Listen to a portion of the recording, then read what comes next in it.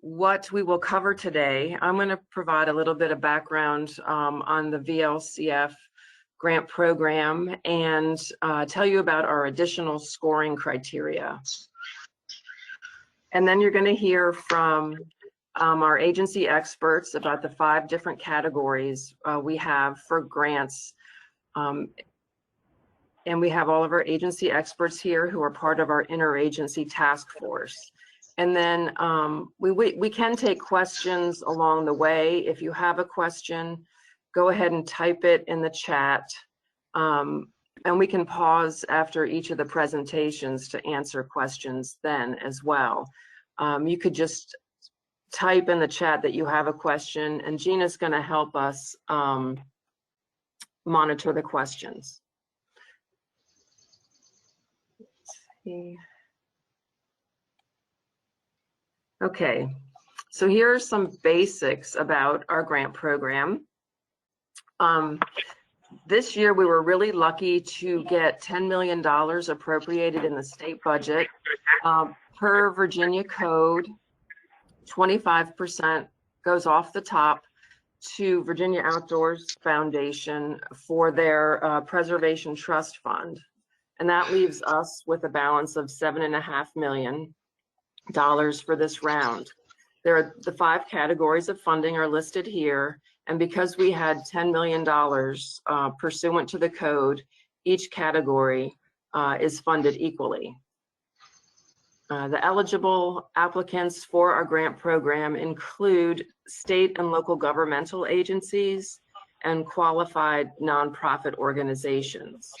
The nonprofit organizations have to be qualified as a holder pursuant to the Virginia Conservation Easement Act. And applicants can seek up to half of a project's acquisition costs, and state agencies can seek up to 100% of the acquisition costs pursuant to the code. We do not pay for overhead costs or infrastructure, just the cost to conserve the land. In your application, you have to tell us about your property, and it has to be specified as specific parcels, tax parcels, or a map delineating the outline of the property. Projects have to be completed within 2 years. However, we know that land transactions can get complicated, and we're able to provide a 1-year extension for those circumstances. And another important thing to make sure you're aware of is that nonprofit applicants have to partner with a public body. And the public body is either a state or local governmental entity. It can be like a regional soil and water conservation district, or the locality, or a state agency. And the governmental body would have to co-hold an easement or hold an easement on a fee acquisition to preserve the land. Our grant manual and application are posted on the VLCF webpage. We've got that site listed on my last slide with our contact information. Some important information is included in our appendices. Appendix A includes a checklist of all of the required documents and items, and also some recommended items that we'd like to have included if you have them.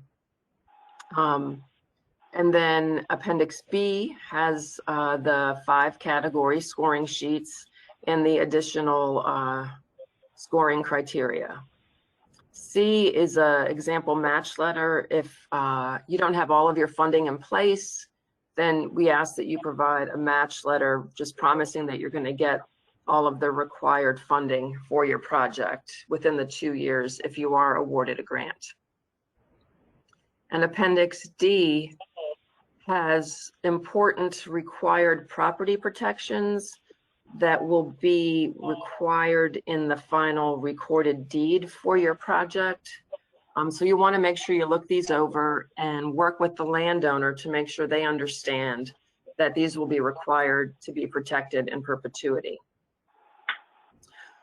Please submit your application via email in one searchable PDF file to Larry Mickelson. His email address is here. It's also in the application and on our web page. Please limit your application to the 50 pages and make sure that the PDF file is searchable. Applications are due by August 9th, 4 p.m. on August 9th. And if you have a large file, please contact Larry before the due date, the week before, to request the state's large file transfer system. It's very easy. He'll just send you an invitation and then you can send him your file via email through that service.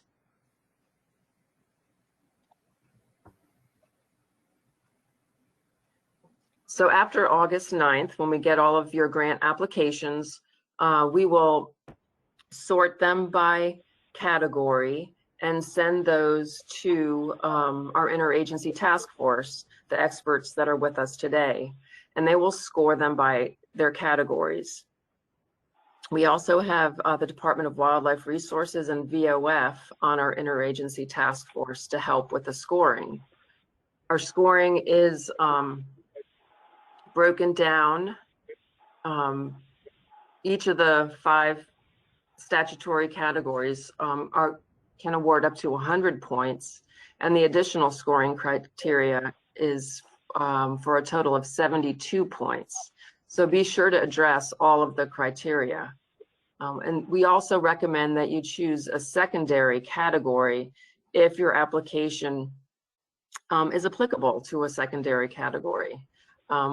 This year we have a lot of funding available, and we don't know how many applications we'll be getting, but you may definitely want to apply in a secondary category because funding could be available and you could get some funding in that category. Just make sure that your application, make sure you identify the secondary category and that your application addresses those questions as well.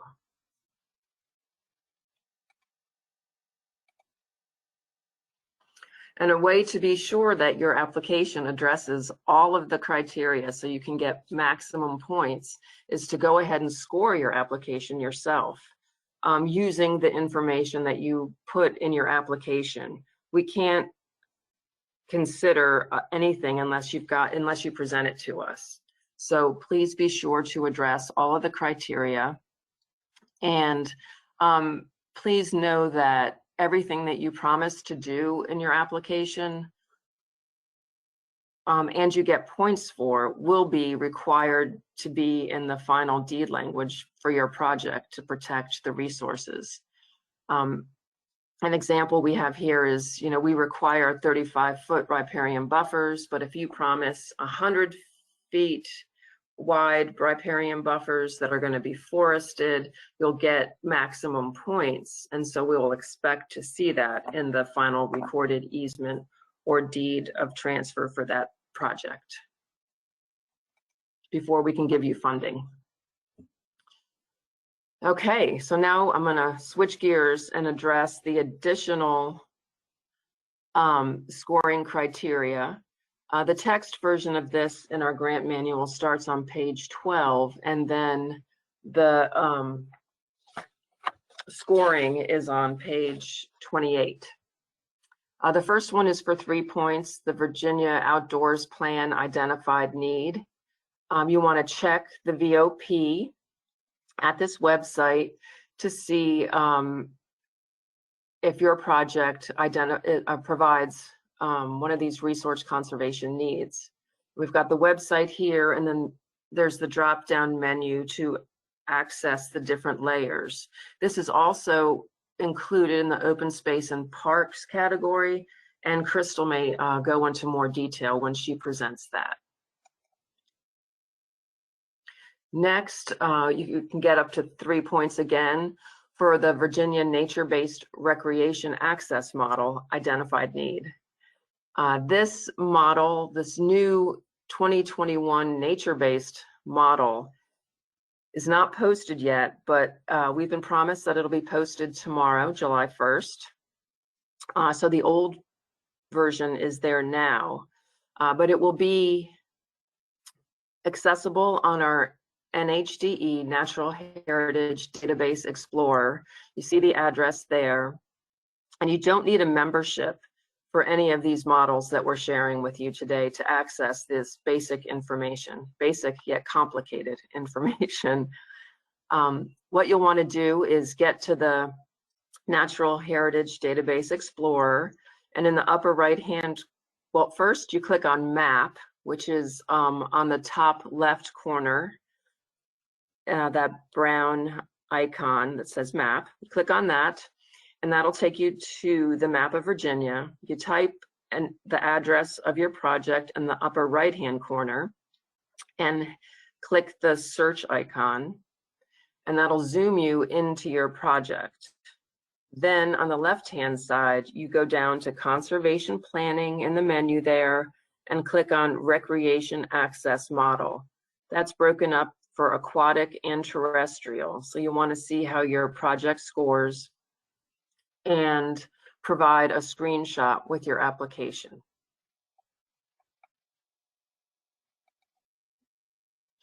Next, for I believe up to 11 points is our water quality benefit. Here, we'll again ask you to go to Natural Heritage Database Explorer, type in the address of your project, but then on the left-hand side, we want you to switch the base map to the USA Topo Maps, because that shows perennial streams in a solid blue line. So you'll click on the USA Topo Maps, and your project will be on the bigger screen. And then you can use this ruler tool that's also circled in red to estimate the length of the stream that will be buffered on your property. And again, you can provide us with a screenshot of that as well. Next, does your project include a local cultural resource that will be protected by your project? Excuse me. And examples, we have some examples listed here, but we ask that you tell us about the special resource that's on your property that will be protected. And we include this here because we know there's a lot of local important sites that haven't risen yet to be listed on the state or federal historic register, but that are important to protect nonetheless. And so we ask that you provide us with photos, other documentation, and tell us about this cultural resource and whether or not you will be providing access to the public, putting up signs, or what other educational opportunities are there. Okay, and also each category has their own Conserve Virginia points, but here in the additional scoring criteria is an opportunity to get more points if your project falls within multiple layers of Conserve Virginia. And again, you go to NHDE, type in the address, and here you will click on the Conserve Virginia menu on the left-hand side. You want to click on the top Conserve Virginia, but you want to unclick the green Conserve Virginia map, because that shows you all of the layers compressed into one green layer. So if you unclick the green layer, then you can individually click on all the following categories and see what layers your project falls into. And here you can get 2 points for each layer, which could be very important to getting funding. And also you would have to promise to protect those resources in perpetuity to get the points. I'm sorry, we also have Gina's name and contact information here for Conserve Virginia if you have any questions about that. Next, we have the wildlife points. And these are very important, again, because every point could be the distinguishing line of getting funded or not. So here we want you to tell us what wildlife are on your property. Whether it's the common ones that you see, robins, blue jays, or whether there's a species of greatest conservation need or threatened or endangered species on your property. And will you be protecting their habitat? If so, you can get more points for that. So please tell us, and then let us know if there's going to be, the public can access the property to view, hunt, or fish the wildlife. You can get another point. Here we've got the website or the Department of Wildlife Resources Action Plan, Wildlife Action Plan.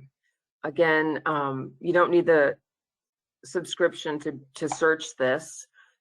We've circled the area where you can click on to dive deeper into their database. I know Becky Gwynn is signed on to this call, into this meeting. I don't know if she wanted to say anything or not. I'll pause for a second. I'm good, thanks, Sue. Oh, okay, great. Thanks, Becky. But here's her contact information in case any questions come up. Larry, Gina, and I can help, as well as Becky, especially for this this criterion. Okay, we're almost done here. Public access, you can get up to 10 points if you provide public access 365 days a year, and there's a sliding scale. So please check that off on the application and let us know. And again, you will be held to what you present to us in your application and your final recorded deed before we can issue your grant. Number 8 here, underserved communities. You can now get points, up to 10 points, if your project is located in an underserved area. Here, we use the VIMS Social Vulnerability Index, but we are open to other models. We have links posted for the EPA Environmental Justice Mapper on our webpage. I believe we also have one for the Department of Health. We're open to others as well. Maybe your locality has some more zoomed in information that will be helpful to assess the underserved communities. But here with the VIMS model, you can do a address search again that will zoom you in to your project. And then on the right-hand side here is their table of contents and legend. So you click on the Social Vulnerability Index, and then you can scroll down to get the legend of what the different colors mean. And lastly, for ratio of match, you can get 3 points if you provide more than 60% funding for your project. We do ask that you also include a preliminary appraisal or appraisal to justify the value of your property so that we can award you those points. And okay, here is our final slide where you can find the grant manual and application, and then also contact information for me, Larry, and Gina. And I can pause now for questions, if there are any. The only question that I saw come in the chat was one about the 50-page limit. And Larry answered that in the chat, but I don't know if there's anything more to say about it. Okay.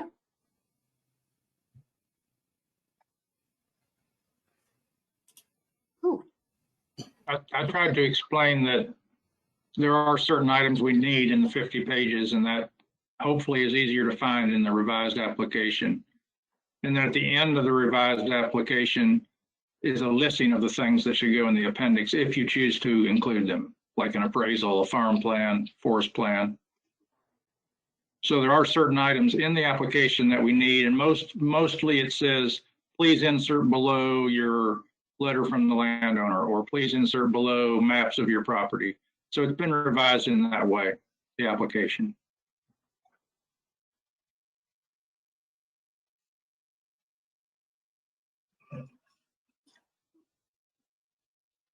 Okay, great. All right. So this is Todd. Hi, Todd. Hey, you said you got 2 years, maybe plus a year. Does the speed of closing the project help at all in the scoring? We don't award points for that, other than I think maybe match could be. I mean, if the funding was in place and ready to go, that might be a way to get some more points. But no, we don't. Unfortunately, we don't take that into. We don't award any points for that. I don't think, but we like projects that close quickly. Okay, thanks. Sure. All right, Jen's going to be up next. Gina, were you able to make her a presenter? I'm looking here. It looks like. I just clicked the button. Awesome. Oh, and you started recording it. Awesome, I forgot. Yep.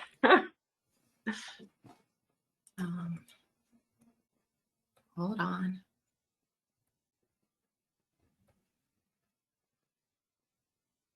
Okay, can you see that? Good, okay.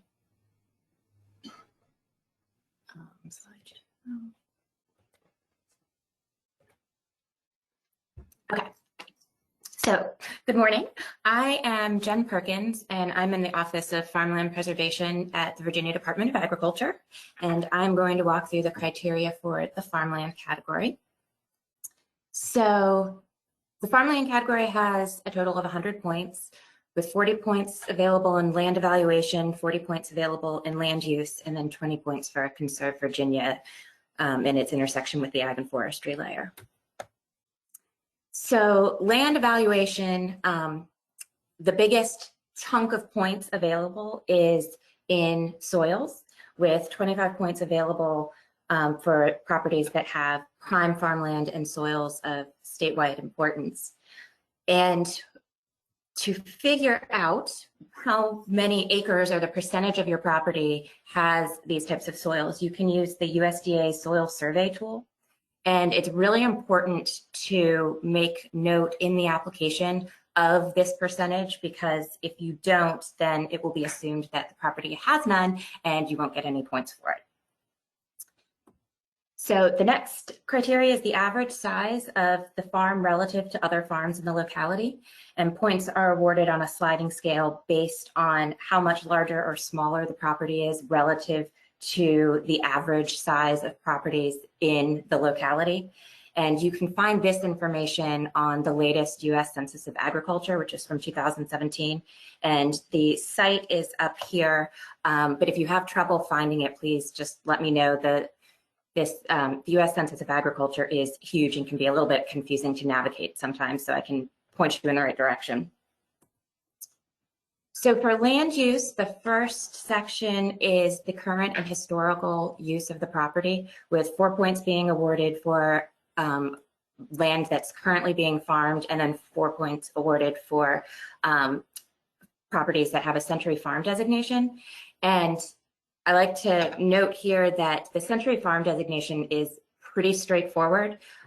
We don't require that you give us, all of the title or, financial records. And I'm the one who's in charge of getting these designated. So if you are available or you have a property that's available to qualify for a Century Farm, definitely put an application in and let me know, and I can expedite it and get you those points.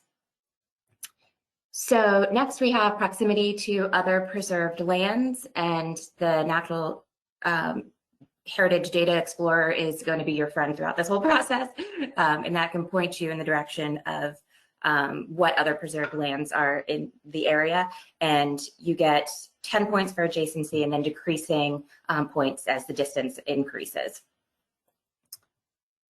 So then we have 8 points for vulnerability. And again, you can get this on the Natural Heritage Data Explorer, and Basically, you get 2 points for each ranking of class 2 to class 5, with class 5 being the highest likelihood of pressure from development, but no points if there is no pressure.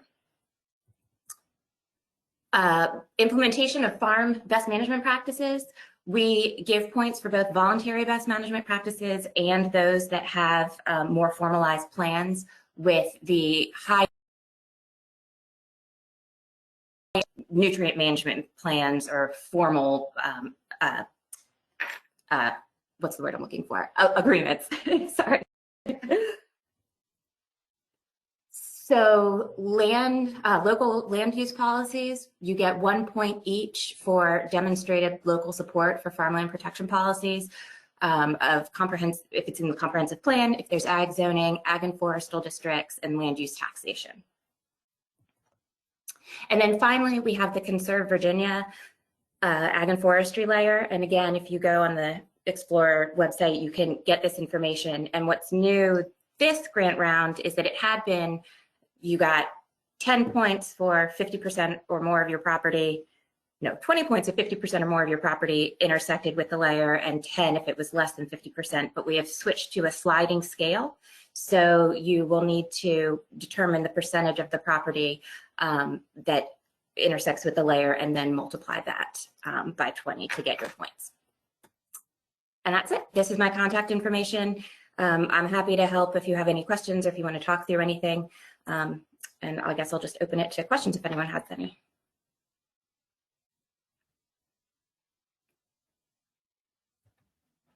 I guess not.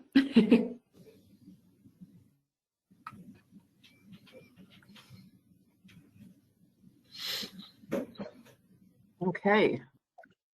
Next up will be Carl. We just have to make him a presenter now. Wonder.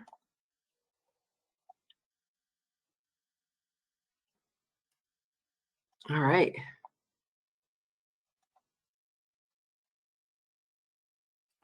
Hey, can you hear me? Can hear you. Yes. And I thought I made you. There you go. Okay. Awesome. Got it.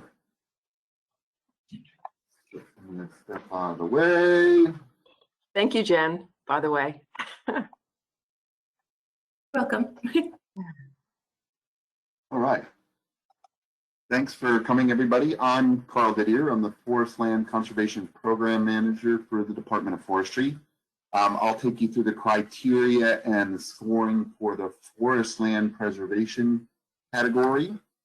There have been changes to the criteria within this category since the previous round. So if you're kind of used to those old criteria, you might want to pay a little bit more closer attention. We have 8 criteria within this category, and I'll go through them one by one.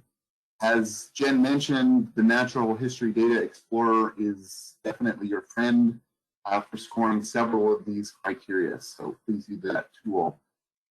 And as I'll mention, some you're welcome to justify if you don't agree with what the tool says or what some of the methodologies we recommend say, and you have better information for the ground, you're welcome to present that with a little bit of evidence in your application. We certainly will consider what you present if you don't agree with what you're seeing on the screen in the Natural History Data Explorer. I'll go through the criteria using an example application for you, just so you see how the math works. This example application is a 500-acre property. 450 acres of the property are forested. 400 acres of the property are what we call high forest conservation value, which I'll describe in a minute. 63% of the acreage is in the Conserve Virginia category for forest and ag. 6,250 feet are in water courses.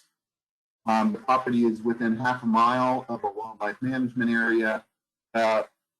Property already has a forest stewardship management plan in place and is implementing that plan. And the applicant has declared that they're willing to permanently retain 375 acres of the 450 acres of forest as forest land base permanently for the future.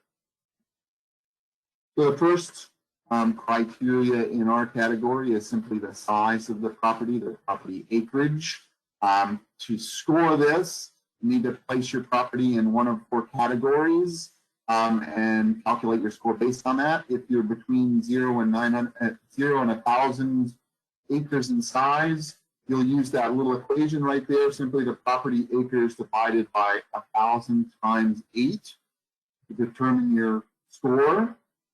If you're between 1,000 acres and 4,999, you'll get 8 points.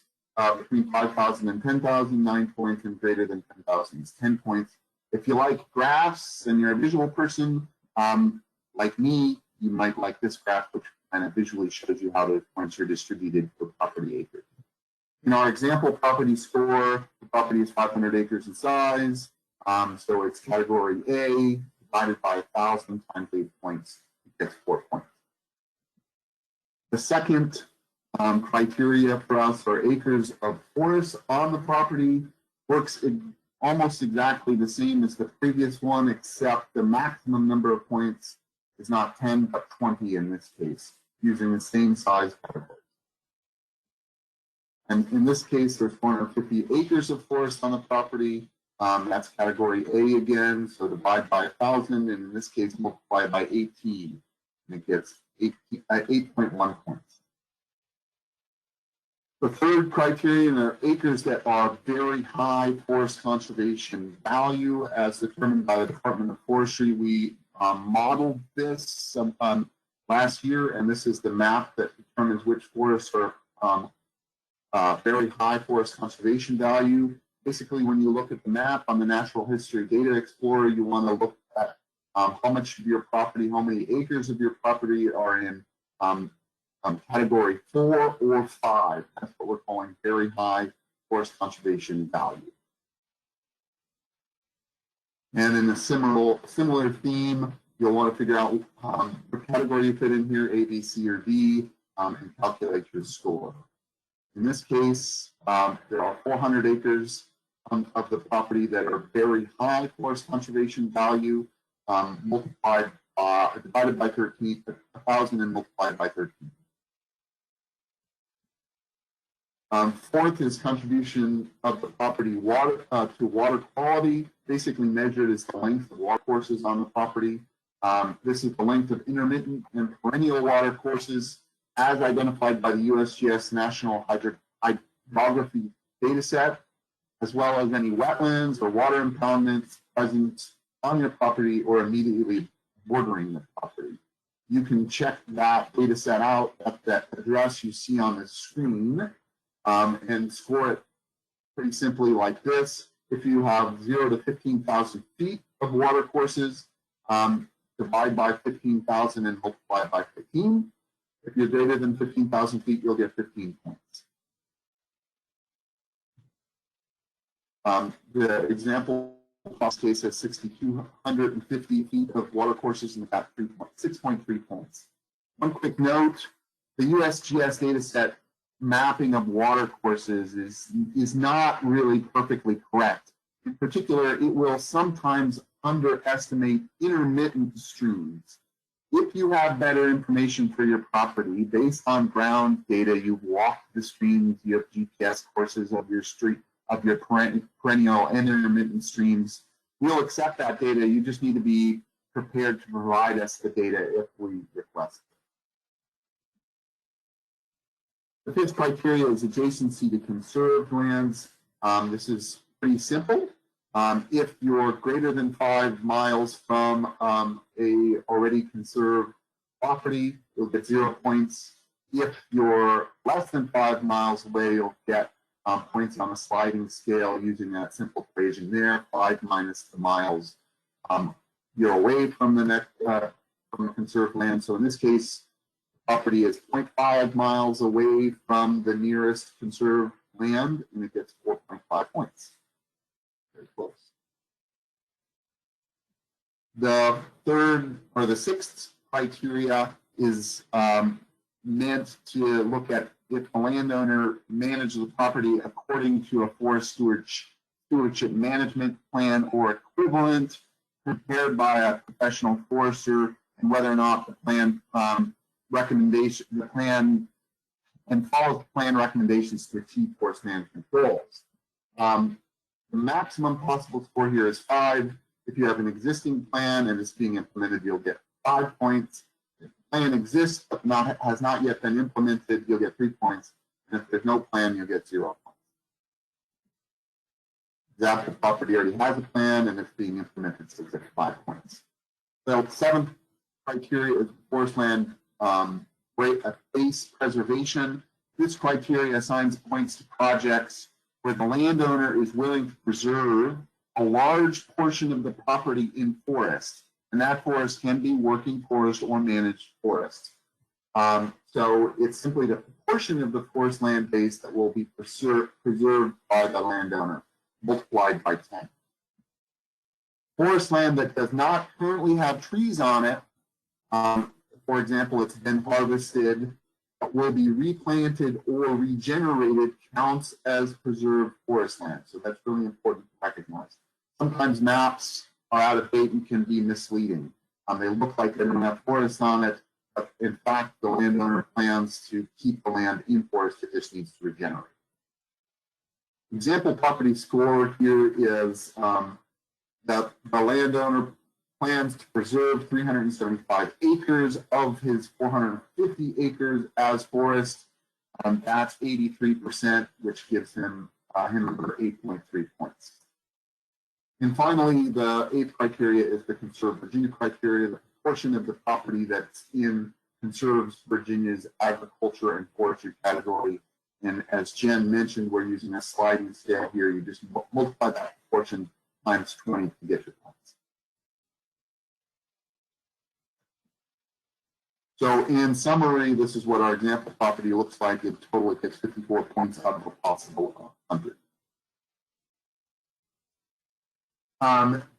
Just a few suggestions. This is a fairly highly competitive category, so complete the scoring sheet, provide us all the information you can.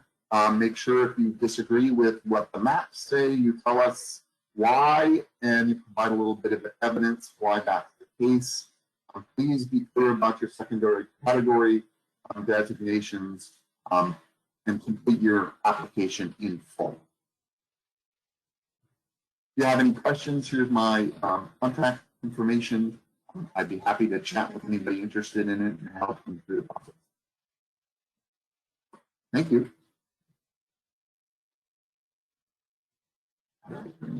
Thank you so much, Carl. Gina, are there any questions that popped up in the chat? I don't see anything that popped up. Nope, none in the chat yet. All right, and got Carrie up next. Got her as the new presenter.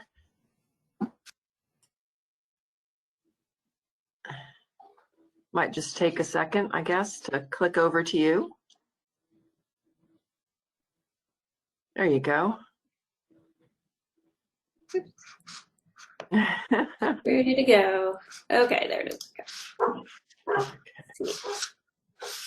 Awesome. Thank you, Carrie. Can you see my screen? Yes. Okay, great. All right, well, as Sue said, my name is Carrie Richardson, and I'm the Easement Program Specialist for the Virginia Department of Historic Resources, and I am pleased to present the Historic Area Preservation Category Criterion. Before I delve into the details, I just wanted to state up front what makes a strong grant application in the Historic Area Preservation category. Strong applications protect a historic resource that is listed on the Virginia Landmarks Register or is located on a Civil War, American Revolutionary War, or War of 1812 battlefield, or is formally determined eligible for listing on the VLR, and retains a high degree of historic integrity, and or relates to Virginia's culturally diverse history, and or has a special community significance related to its history, and is included in the Conserve Virginia cultural and historic preservation layer. Now, you by no means need to hit all of these marks. A good application hits one of these marks. A strong application hits 2 or more of these marks. For this grant round, the historic preservation category has 8 criterion totaling 100 points. For those of you who have applied for a grant in the historic area preservation category before, I'd like to point out a few key changes to our criterion for this grant round. First, the historic significance criterion has been decreased from 35 points to 30 points. The threat criterion has been decreased from 15 to 10 points.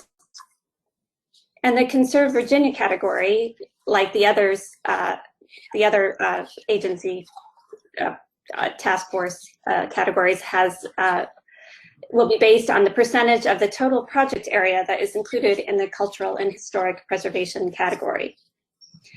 A big change is that we have added criterion number 2, which deals with underrepresented communities and resources and is worth 10 points. And I'll give you a few more details on that in a minute.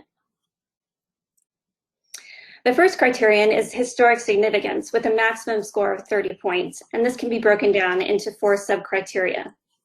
If the property is listed individually on the Virginia Landmarks Register or is a contributing resource to a historic district listed on the Virginia Landmarks Register, the project will receive 25 points.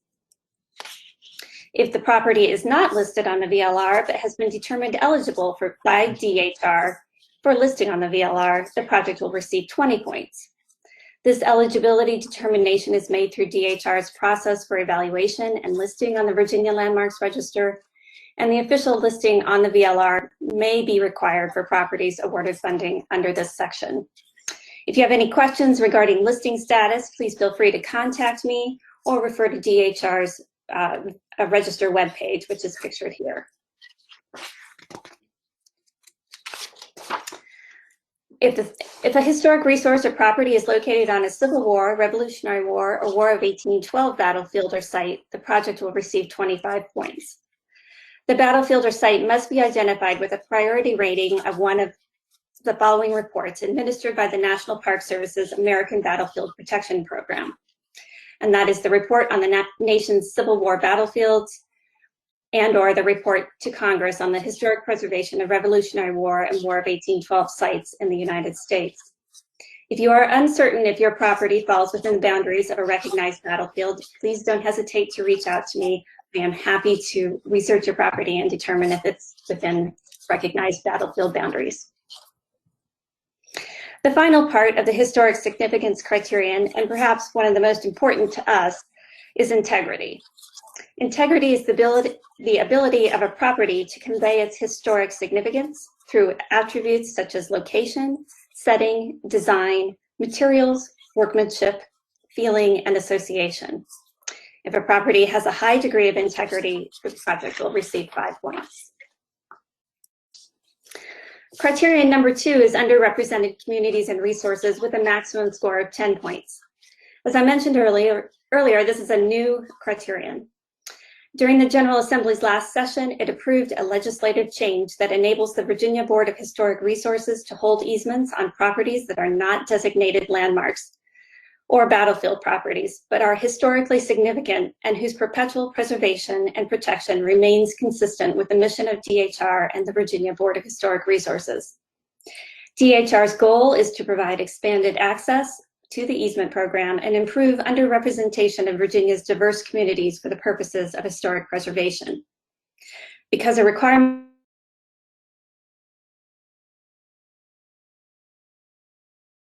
of LCF, we have added this into the LCF's historic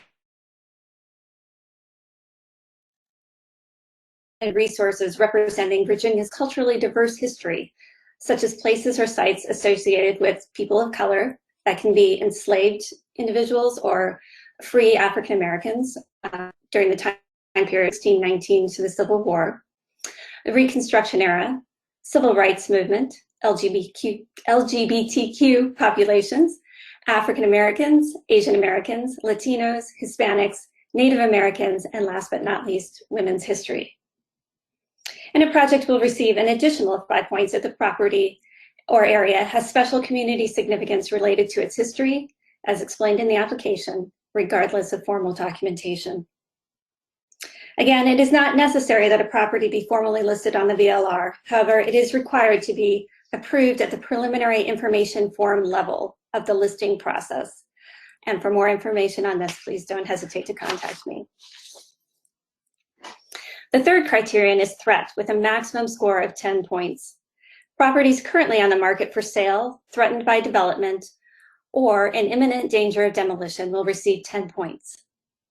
If a property was recently, within the past year, for sale, is currently vacant or significantly deteriorated and in need of immediate preservation, the project will receive 5 points.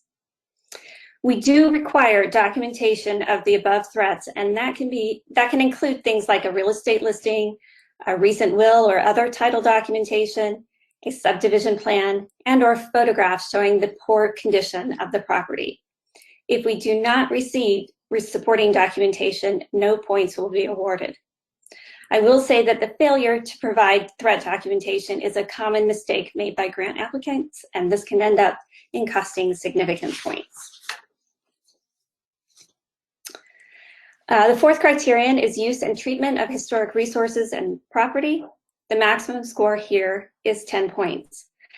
For this criterion, we want to know if the applicant's future uses of the property include appropriate care and treatment of the historic resources and/or the historic landscape. The applicant will receive 5 points if their plans for future uses are consistent with historic resource stewardship protection. And the applicant will receive 5 points if their plans for the treatment, alteration, and maintenance of the historic resources on the property are acceptable and generally consistent with the historic resource stewardship protection. And if the applicant provides no future plans for property or treatment of the historic resources, they will receive no points. If you have any related reports, plans, or studies detailing your future plans for the property and/or historic resources, we encourage you to submit them with the grant application. And all proposals must be consistent with the Secretary of the Interior standards for treatment of historic properties. And again, if you need a copy of those standards, please don't hesitate to contact me. The fifth criterion is historic resource protection. The maximum score here is 10 points. Here, we are looking to see that the applicant has reviewed and understands DHR's easement template. If you need a copy of DHR's easement template, please reach out to me at your earliest convenience, and I will be happy to provide you with the appropriate template. If, after reviewing DHR's template, you have any questions regarding the template and its protections, again, please don't hesitate to contact me. We're also trying to find out the degree to which an applicant is willing to preserve all historic resources and on the property in perpetuity in accordance with DHR's template. A project will receive 10 points if their proposed easement terms and restrictions provide comprehensive protections for the historic resources on the property and are specifically consistent with with DHR's easement template. A project will receive 5 points if the applicant's terms are generally consistent with DHR's easement template. And we do have a new requirement this grant round. Applicants must attach a summary of the proposed restrictions to be included in the easement. And this can be a simple bullet point or a list or a summary, whatever is easier for you. Our sixth criterion is adjacency to conserved lands. If a property is immediately adjacent to other conserved lands, like the example on the right, the project will receive 5 points. If a property is within the viewshed of or in close physical proximity to significant historical resources and/or existing conserved lands, like the example at the lower right, the project will receive 3 points.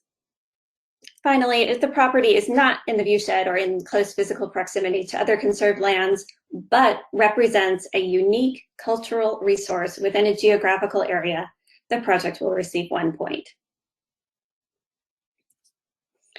The seventh criterion is furthers public interest, and the maximum score is 5 points.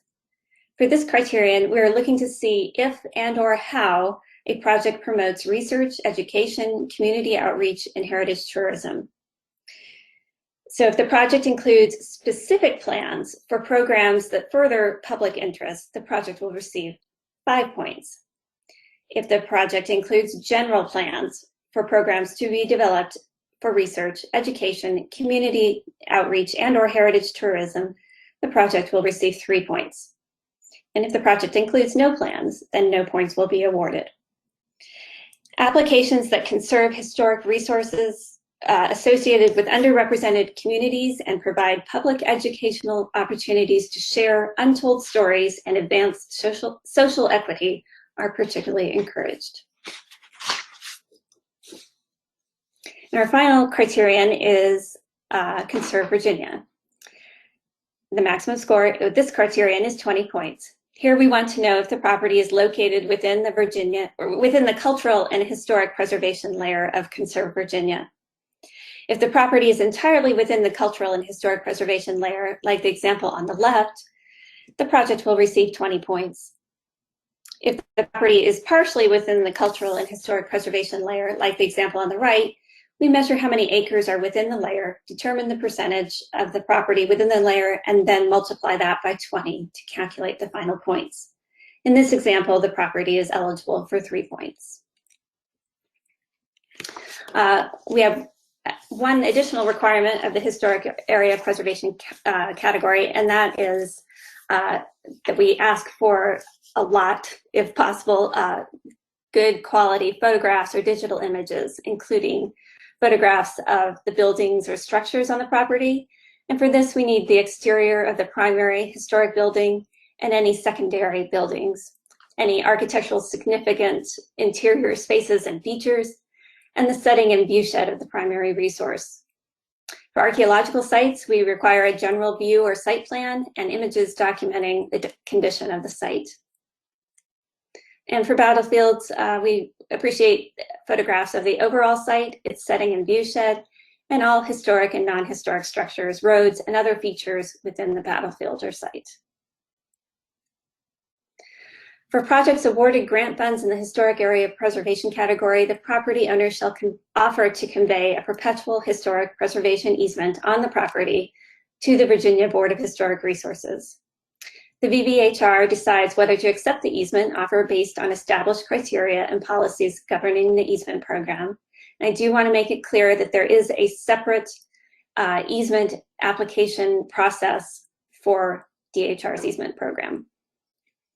The property must meet easement program eligibility requirements for DHR, and or DHR may recommend an alternative easement holder.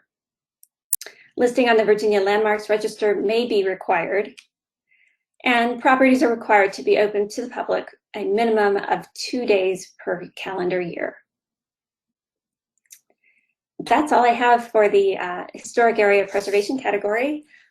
Here is my contact information. If you want to get a hold of me, I'm happy to talk with you about your project. And also a few important websites, including DHR's website and some battlefield websites. Does anyone have any questions?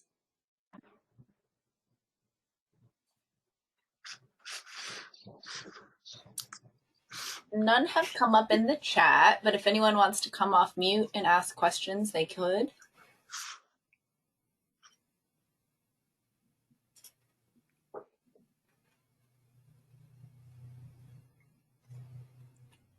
I guess not. Okay. Great. Thank you. Thank you, Carrie. I'm looking for Rob. Oh, I am here. Oh, there you are. Okay. I couldn't find you. I'll make you the presenter. Okay. Thank you very much. I can see the top of your head and your ceiling. Thank you. There you go. Awesome. Can you see the screen now? Got your screen. Thank you, Rob. Okay. Thanks, everybody. I'm here to talk about the natural area category of VLCF, and I represent DCR's Natural Heritage Program. Can you tell me if that next slide advanced? Okay. To be eligible or minimally eligible for the natural area category, it's fairly straightforward. Your project has to support a natural heritage resource. And we can give you further definitions, and I'll talk a little bit more about that later, but those are plants, animals, natural communities, special rare features of the state, which we have a database that tracks their locations. Secondly, your project must qualify to be dedicated under the Virginia Code as a natural area preserve. And finally, to meet the minimum specification, it has to include a recommendation from the Natural Heritage Program to move forward. And again, I give you at the bottom of that slide the code section if you'd like some more background on that information. Natural heritage resources, these are things that we publish lists all the time of what those are. And there's quite a few of them in the state. So you would have ample opportunities to at least have a potential project that could support one or more of these. We call them elements when they go into our database. And it's already been talked about, the Natural Heritage Data Explorer is one way that you can get to the locations of the different elements that we're tracking. And that list there gives you a sense of the different kinds of things and the numbers that we're talking about. Over 700 plant species, for example, statewide, that could qualify as a natural heritage resource. We also require per code a deed of dedication to be applied to each parcel that's included in a project.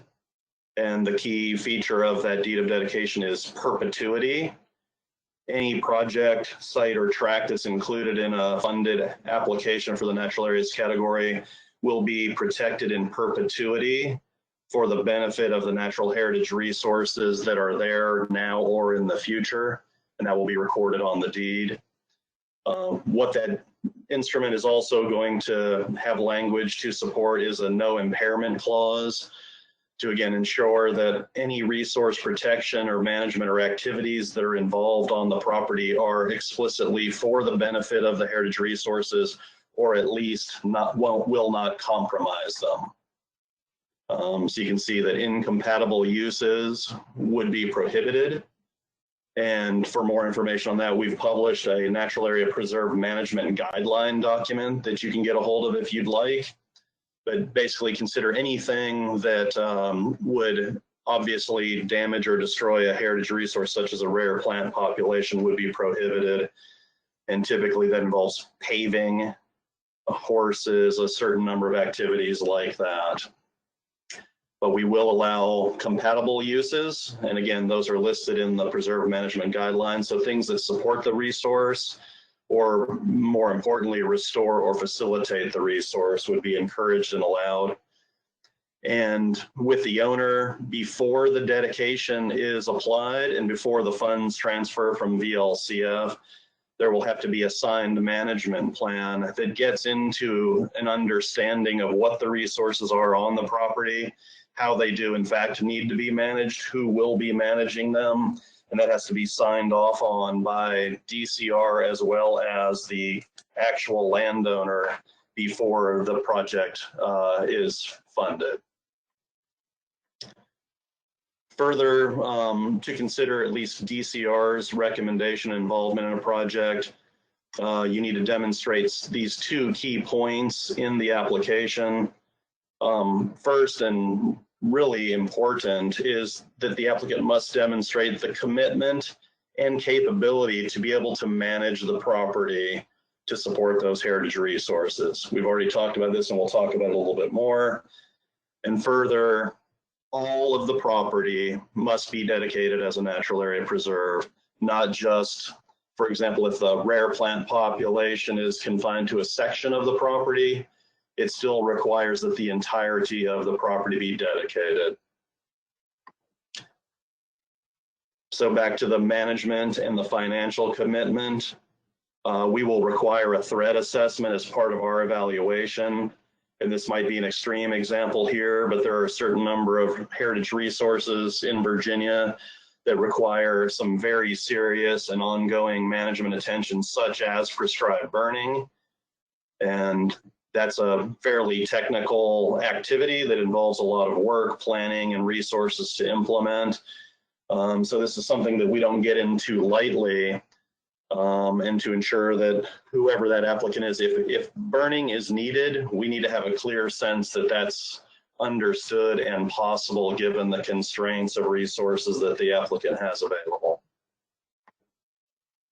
So again, to get DCR's recommendation to move forward for a project in the category, among the things that we'll be looking for are the significance of the conservation values. And Sue and others have talked about all kinds of conservation values that you could be considering and bringing forward. But in this category, what we're primarily talking about is the contribution that your project will make to the protection of heritage resources. And among the ways that you can think about that and that we will think about it are whether or not the project falls within a mapped conservation site, and especially one that's labeled essential. And Gina can help point you to the data on the Heritage Data Explorer, and so can we if you need more help with that. And especially look for those that are labeled as essential. But we'll also consider the rarity of the natural heritage elements that are on your project, and that's both in terms of state rarity and global rarity. Most people know that we have some things in Virginia that are found in one or fewer locations perhaps in the world, and so we target those things to get protection on them. Ecological integrity, so how big and how viable is the project site that you're bringing forward? Can it be maintained in perpetuity, and with or without the active intervention necessary? And again, we'll talk about the applicant's capability to be able to protect that site with active management interventions. Are there things that can be done to protect it, or are the threats too overwhelming and it's simply unprotectable? It's absolutely essential for you to consider in a timely way giving DCR heritage staff the contact point and the chance to visit the property. This is beneficial to the applicants in many ways because we will help determine or confirm the presence of natural heritage resources. And it's not impossible that we'll find more resources there that would actually help your application and help the scoring. But these things need to take place during the right time in the year because we're considering natural features such as rare plants. Those are not necessarily always available to be viewed and found at all times of the year. The most obvious case being a flower that blooms only in the springtime and then kind of dies away by the fall or late summer. We need to be able to get there in a timely manner to confirm whether that's there or not. But also during that site visit, we will evaluate the management needs of the site and assess the threats at the site and based on the species and the heritage resources present. And most importantly, also talk with the landowner to be able to discuss what conservation measures are necessary and help them and ourselves understand the implications of that site being dedicated as a natural area in perpetuity. So this shouldn't be a scary thing to take place. It would be a very beneficial meeting. Everybody would learn during the process, and it's mostly non-confrontational because most of our people will just be out in the woods hunkered down over some plants documenting them, as the picture shows there. And then, as other people have encouraged, take a look at the actual scoring criteria in the back of the manual. These are the objective points that are available in each application, and they'll be scored accordingly. And they're the four main headings that we'll be considering for scores. Again, biodiversity significance brings you the chance to get the most points. And there's different subparts to that I won't go into today, but they're on the manual and in the back there. But it really gets to the quality, quantity, and the significance of the resources that are on your property. The ecological integrity, how does this parcel fit in the regional landscape, and how is the integrity of the parcel itself, and does it have any connectivity to other protected areas and high quality natural features? Again, we keep talking about the management needs and therefore the likelihood of success. And here we're not just talking about the success of being able to close on the project, but success in terms of being able to perpetuate the natural heritage resource now and into the future. So again, that gets to that site visit and all those discussions that we've already talked about. And again, like others, we've talked about Conserve Virginia. And the main category there that we're looking at is called the Natural Habitat and Biological Diversity category. And Gina and others can help you, or I can find that in NHDE. And that's the category that brings you the points in this category.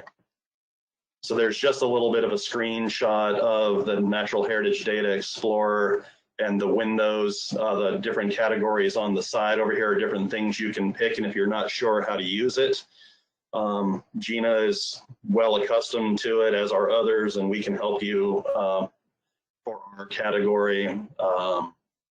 So with that, we'll just kind of leave it there. If you want to contact me about a potential project you're thinking about submitting, even if you're just considering it, the sooner you contact us, the better, because we'll help you strengthen your application and get you some more information, as well as try to schedule the site visits that are really important.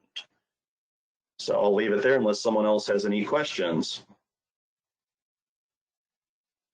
Awesome. Thank you so much, Rob. You're welcome. I don't see any questions. Are there, Gina? Nope, none in the chat so far. Okay. I'll assume that means I did a really good job. You bet. Huh. All right, I'm going to make Crystal the presenter. And we will move on to the open spaces and parks category. Thank you very much. Just a sound check and you can see my screen. Yes, perfect. Awesome, thank you.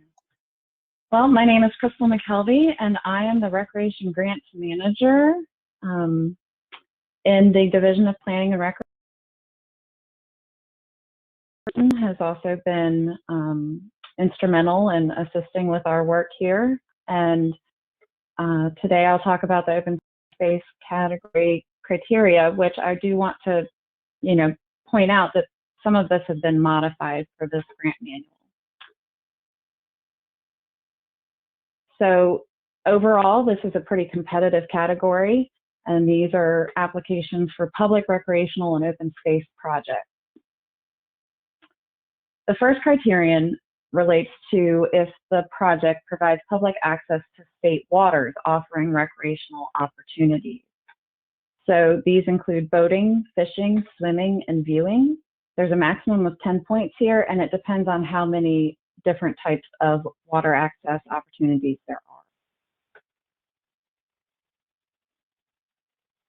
The second criterion relates to the project location. So it's a maximum of 10 points, and it's a few higher points if it creates a new outdoor recreational opportunity, a new standalone facility.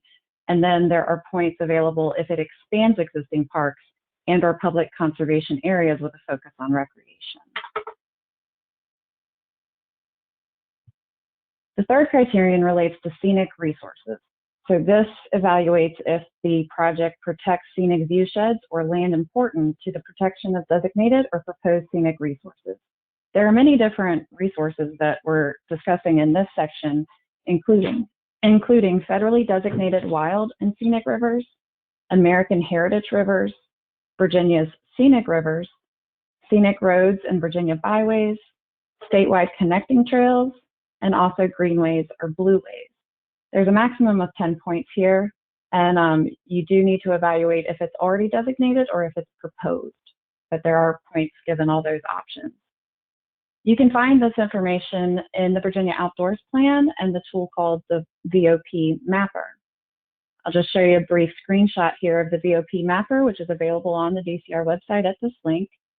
And first, you'll go to that web page, you'll scroll down and see an actual image of the map. And then when you click that image, you'll go into ArcGIS Online to actually use the Vop Mapper. When you click the layer list, you can scroll down and see all the different options of the scenic rivers, the blueways, the trails, and much more. And then if you click the drop down, you can see a legend that will actually show you what each color represents. And from there, you can put in your address for your project location and determine what's nearby. The fourth criterion relates to if the project aligns with local or regional plans. So with every locality and every region, there's a variety of different comprehensive and recreation plans that you could use for answering this question. And we're trying to determine if it contributes to the protection of an identified corridor. We do differentiate between whether it generally relates to a goal of the plan or if it specifically relates as in a featured project that the locality or region has identified. The maximum here is 15 points, and it's very important that you name the plan and also provide the page number, because we do need to be able to reference that specifically. I believe you can attach an excerpt from the plan. You don't necessarily have to include the entire plan in the package. The next section relates to the Virginia Outdoors Plan, and I just wanted to give a little background about this document. The current plan is the 2018 VOP. This is Virginia's 11th statewide comprehensive outdoor recreation plan. It serves as the SCORP, as the acronym for that, which is required to be on file for every state that's participating in the Land and Water Conservation Fund program. But we go beyond that. This is not just a compliance thing for that program, it's also a great reference for anybody that's in recreation planning. It's produced every 5 years. This version is totally digital and available on the DCR website. And not only does it cover a wide variety of topics and DCR divisions, but it also includes regional priorities. So I do strongly recommend that you look at that specific PDF related to your region. Also, the Planning and Recreation Resources Division is beginning the process for the 2023 update. So you may be hearing more about that. The criterion relating to the VOP, again, here's the website for how to access that document. So we are evaluating if it addresses an identified need in the VOP. Please, in that narrative for this section, specify the VOP page number that covers your topic. We have modified the scoring for this year's grant manual, and the scoring is additive in order of Virginia's Outdoor Demand Survey results. The maximum available is 10 points, but we are evaluating if this project will provide access to natural areas, to developed parks, trails, including walking, water trails, biking, equestrian trails, access to historic areas, or any other identified need in the VOP. Again, Virginia's Outdoor Demand Survey is a very robust survey, and you can read all about it in the VOP and even access the documentation related to it. But this is the primary reference that we're referring to when we developed the scoring criterion, is in order of ranking statewide most needed outdoor recreation opportunities. The next criterion relates to public utilization, which is the availability of land for public use for any recreational opportunities, including but not limited to hunting, fishing, wildlife watching. The maximum available is 10 points, and it's basically ranked whether it's open 365 days a year or fewer. The seventh criterion is whether the project provides an outdoor recreational resource to an underserved community. We do start you with looking at the Social Vulnerability Index created by VIMS, and Sue discussed this a little bit in her earlier discussion of the additional criteria. The website's available here. You can use data from other resources, but you must provide that source reference and let us know how to get to that, and provide a pretty descriptive narrative of why that may be different than the VIMS model. But I would recommend starting with the VIMS model and then going from there if you have any other local knowledge. The maximum for this is 15 points. I did take a screenshot. I know Sue already shared it, but again, you go to that link, it will open a welcome page. Please be sure that you're going to the second layer here, turn off the first classification layer, and then turn on the Social Vulnerability Index score. You can then slide and change the transparency so that you can really zoom in and make sure you're looking at your right project area. And then you can click to identify, and it will tell you the high or medium or low social vulnerability. So that's what we're looking there. We will verify this from what you provide, but do please make an attempt to answer that this way. The eighth criterion has been revamped this year based on the new nature-based recreation access model that DCR National Heritage has created. So it's 10 points, but it's broken into 2 sections, land-based and water-based identified needs. Within the land-based, we then subdivided that over 2 options. Either you can use, I would recommend looking at both, and we're going to take the higher score of the 2 if your project area is on both databases. It will definitely be on the DCR nature-based model, but it may or may not be on ParkServe. I'll describe that in a second. But you will look at the land-based need on both of these models and determine from there how many points to get. You can provide additional supporting evidence. Again, here, please cite the source. So to go into this a little bit more detail, the nature-based recreation model will be available on NHDE soon. And for now, and even after it's on NHDE, you can go to the Natural Heritage Conservation Vision page to access a lot of the models, including this one. So there's also informative information, including a PDF giving an overview of how this was created and what the metrics are, an FAQ document, and additionally a webinar that's been recorded to walk through the process of this model. When you scroll down, you can go to online mapping and click the blue click here for the interactive web map. Once you click that, it will open up into ArcGIS. You click View Application, and then it will open live ArcGIS Online, and you'll first see what we call splash. It'll tell you more about the metrics again, just to give you a good overview. And you can click out of that splash screen and get right into it. You can search by address, open the layers, and then here you can open the land-based recreation need, turn that on, and see the scale here. And then you can also turn that off, turn on the water-based recreation need, look at the composite score, which again will have a color scale, and that way you can answer that portion of this criterion. It's really a fascinating model that basically takes a lot of data relating to the travel time to already existing public access, calculated as recreation pressure based on population size. But again, you can look at the DCR Natural Heritage website for more information about how it was created. So the other option to answer the land-based scoring criterion is to look at ParkServe. So this is by the Trust for Public Lands, and it's largely focused on more urban or township areas. So that's why we give an either or, because if it's a small town area, it may not actually be available in ParkServe.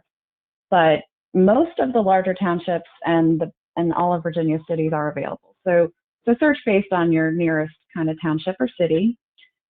Go ahead and type that in. It will give you a whole summary about that area's parks.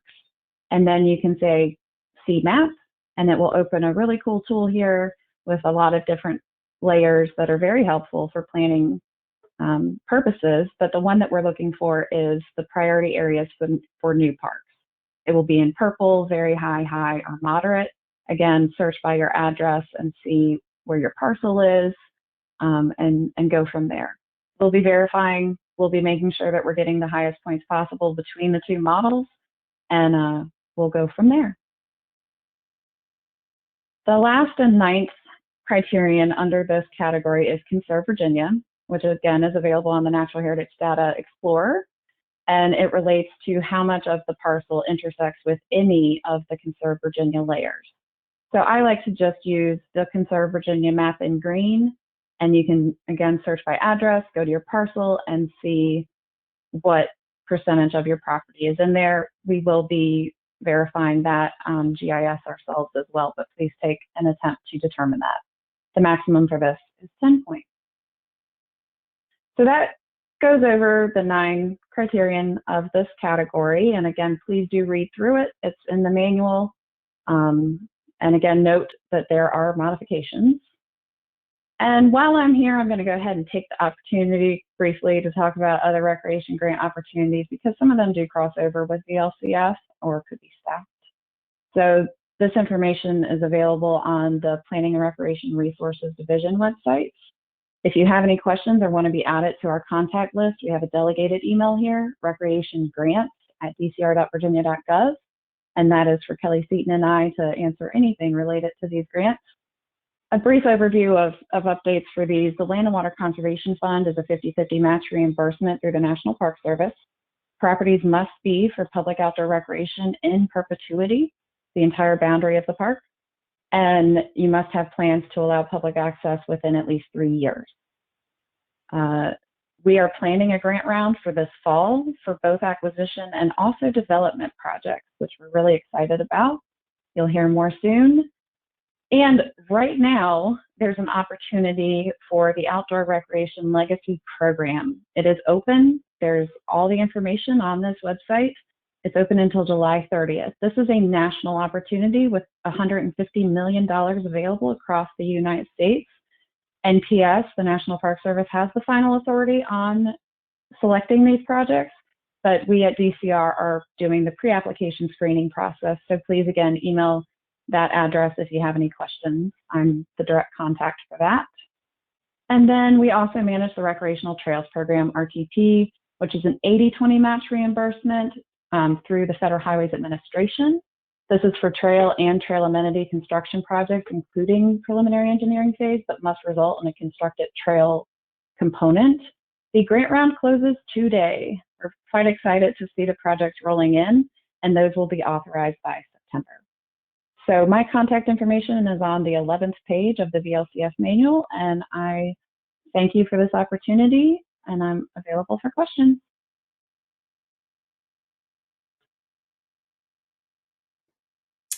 All right, so I know we have one question about this category, and then also Jason put a clarification in the chat. I don't know if you want to come off mute and explain your clarification here real fast for everyone, Jason. Sure, can you hear me? Yes. Basically, you know, each category has got a more or less crosswalked Conserve Virginia map and category that applies to it, and that is specified in the scoring for that VLCF category. And in the case of natural areas category, the most relevant Conserve Virginia category is the natural habitat and ecosystem diversity. But I did not, because of a lot of the requirements for that category and what Rob was getting into details about, I wanted to make sure that it wasn't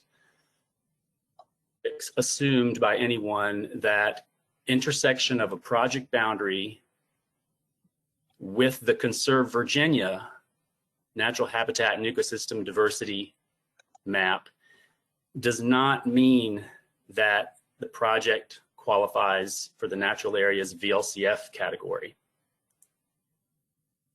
And the reason is the Conserve Virginia natural habitat and ecosystem diversity category map has more data inputs in it. It was built from more than just natural heritage resources data. So it could be that your project could intersect the Conserve Virginia category, but it's not intersecting natural heritage resources data. Does that make sense? Yes, that makes sense to me. Thank you for the clarification. Sure. All right. I know that Carol Davis has been sitting on a question for a while. If you want to come off mute and ask your question. Yeah, this may be relevant to other folks, so I'm also happy to follow up with Crystal afterwards, but I had two questions on page 26 of the guidance document that goes into the scoring criterion on item number 2, project location.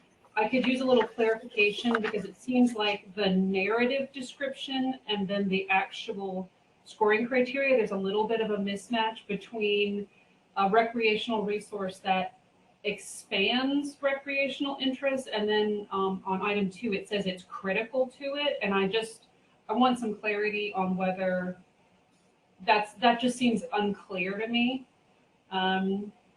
You don't have to answer it now, but I just wanted to note that felt unclear to me.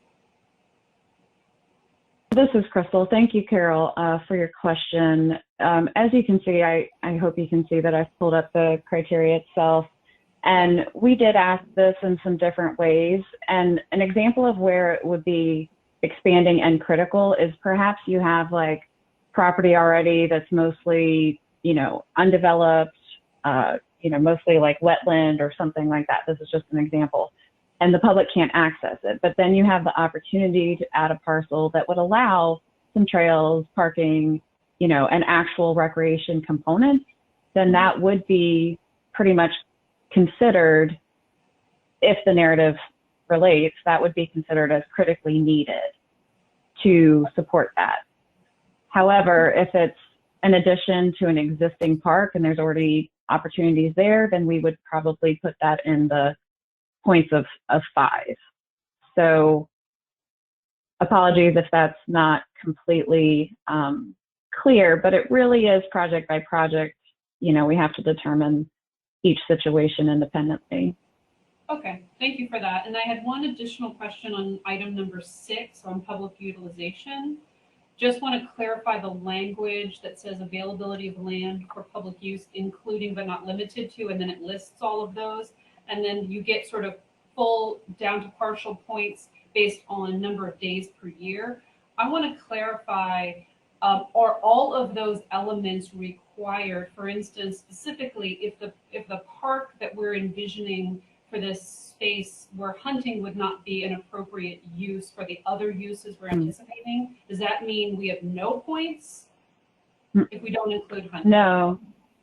Yeah, thank you again for your question. And we're always trying to make sure that we're being clear with our language while also considering everything. And that's the point, is that sometimes people think recreation equals playgrounds and trails or something, pretty specific like that. But in our consideration, recreation, outdoor recreation means a lot of things, playgrounds, but also hunting, fishing. Sometimes we get projects that it's not appropriate to have, constructed amenities, but wildlife watching, passive recreation is still public utilization, right? So we just wanted to say the general recreation, but also if you have these, that still counts. But you don't have to have them. So I should interpret it to say may include but are not limited to, rather than, because I read that as must include. Okay. So okay, thank you for that clarification. Yeah. Okay, thank you. That's all I had. Yes, ma'am.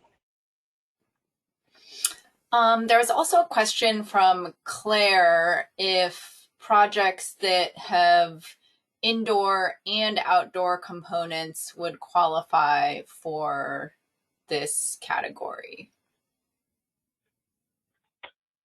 Sue, you can jump in, but this is Crystal, and I would say yes, that works. I also wear a federal hat, so if you're talking about a project that is both LWCS, Land and Water Conservation Fund, and VLCS, then we would need to talk about that more because the primary purpose is outdoor recreation. However, for VLCF, it's pretty flexible. Yeah. Yeah, I think it's flexible. I mean, it is in the title, open space and parks, but if your intent was to include like year-round use for indoor recreation as well, I think that would be okay. I don't know if we've ever had a project that included that, but we would only, because we pay for the preservation of conservation of the land, so we have to think about this. Yeah, sorry, I get into the semantics sometimes, but it says public recreational lands. However, LWCS has public outdoor recreation. So that's kind of the differentiation. It's project by project. Yeah. Right. So we'd be interested in talking with you about that some more for sure, because there certainly are recreational needs for indoor as well. I'm just thinking, but our scoring is geared toward, scenic resources and outdoor plan stuff. So yeah, we'd have to talk to you about this for sure.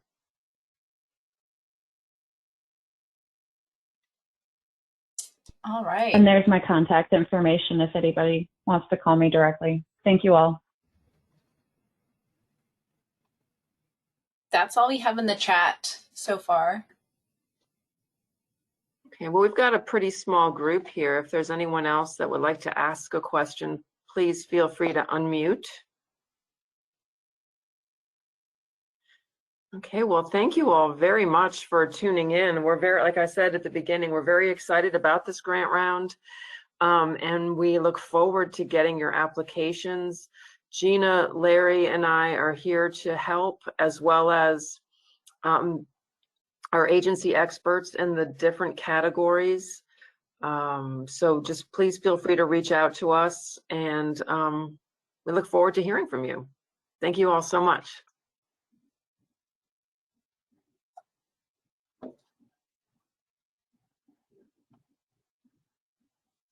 Thank you.